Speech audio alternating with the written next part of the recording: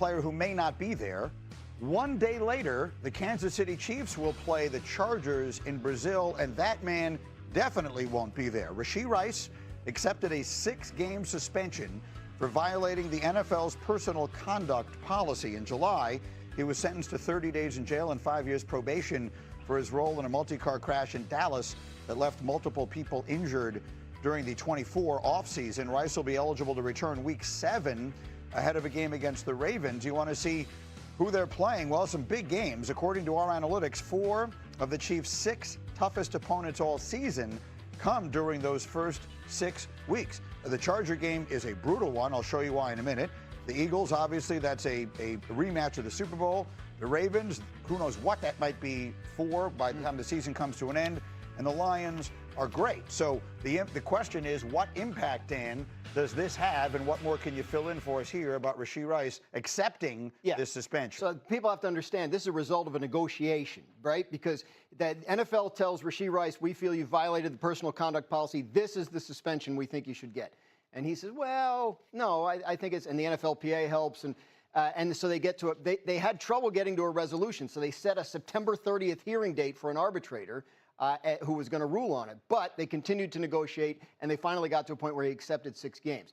Good thing, I think, in the end for the Chiefs, because now they have certainty. They know when the suspension starts and when it ends. If it had been a September 30th hearing, you don't know when the arbitrator is going to rule. You don't know what the ruling's going to be. You have no idea when the suspension would start, how long it was going to be. So at least now the Chiefs can plan around this. But the question is, what is that offense for these first 6 games without Rashee Rice in it, Harry? Still functionable because you have Patrick Mahomes at the quarterback position and Andy Reid down the plays up. Now, you're missing your most reliable wide receiver, but at the same time, you have Xavier Worthy coming into year 2. You're going to have Hollywood Brown for the start of the season.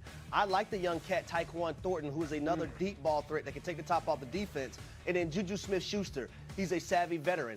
They're going to be okay, y'all.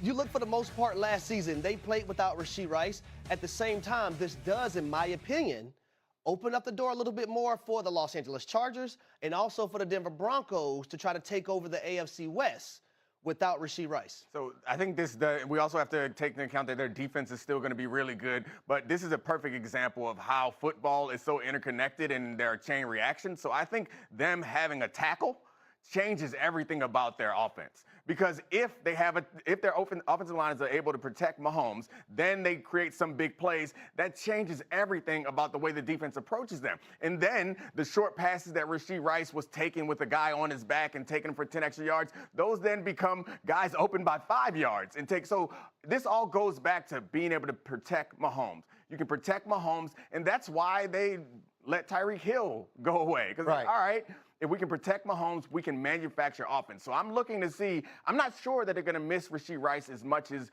we think that they should, because they'll be able to protect Patrick. And it's worth noting that the Chargers, their Week 1 opponent, lost their outstanding left tackle to a season-ending injury. So while the Chiefs are beefing up there with a first-round pick and Josh Simmons, the Chargers have questions to answer. That's Rashawn Slater from Northwestern, who did the patella tendon or whatever it was in a practice in July.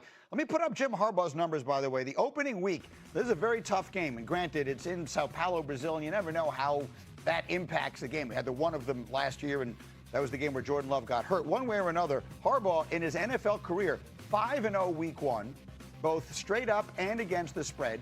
He wins these games by double digits. So Jim Harbaugh historically has had his teams ready when the season begins. I know it's still a week away. Who do we like in that game? I'm going with Kansas City, but what I want to see from the Chargers, who can step up and be that number 2 wide receiver outside of Ladd McConkey? Yeah, I'm going to stick with the Chiefs also, given all the things that we said. I expect Patrick Mahomes and those Chiefs to take this year looking to prove a point and starting with Week 1. All right, one way or another, let's do a sound off here. Travis Kelce, I'm not sure what else he's been up to this week. Haven't heard a lot of news about him. But he was on his podcast, the New Heights podcast, and he had some advice, actually, for Browns coach Kevin Stefanski about the way he's using Shadeur Sanders. Listen to this. But put him in, coach. Yeah, give the people what they want. The world wants to see him go out there and not only play but have success. At this point, guys are rooting for him.